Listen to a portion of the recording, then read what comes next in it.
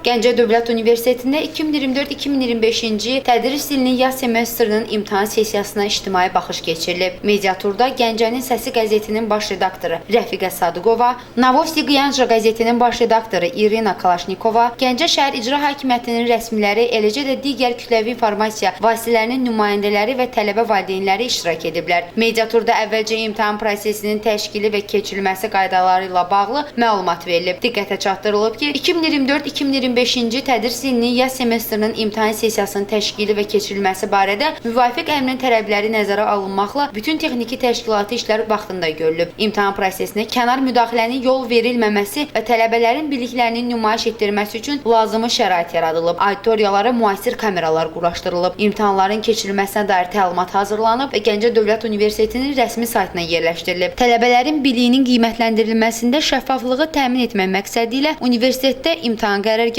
apellyasiya komissiyası və qaynar xətt fəaliyyət göstərir. Məlumumuz olduğu kimi, Respublikamızda ali təhsil məsələlərində olduğu kimi Gəncə Dövlət Universitetində yaz imtahan sessiyası uğurla davam edir.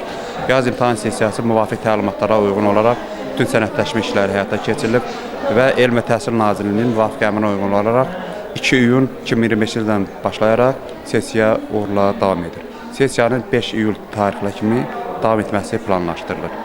Birinci mərhələdə imtahanlar yazılı formada təşkil olunub və uğurla yekunlaşmışdır.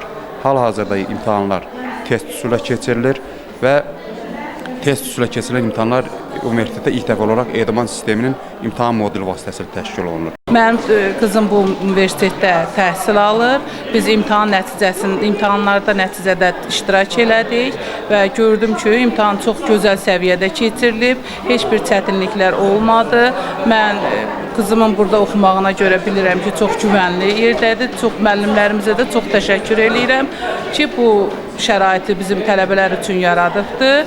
Mən çox razıyam, çox təşəkkür edirəm. İmtahan qənaətbəxş keçdi mənim üçün. Əvvəla universitet rəhbərliyinə təşəkkürümü bildirmək istəyirəm ki, bizim biliklərimizi obyektiv surətdə qiymətləndirilməsinə şərait yaradır. Buradan da bütün müəllimlərimə bizlərə bu şəkildə bilik ötürdükləri üçün təşəkkürümü bildirmək istəyirəm. Çox sağ olun. Səs TV xəbər, Gəncə.